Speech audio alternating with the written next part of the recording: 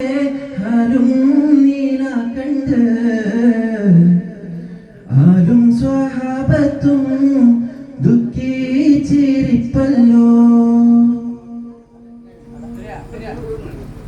മുത്തായ തങ്ങൾ താളർന്ന് കിടക്കുന്നു.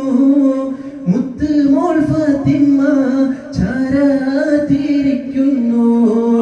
ഏറ്റവും വിഷാദത്താൽ ഉപ്പയെ നോക്കുന്നു.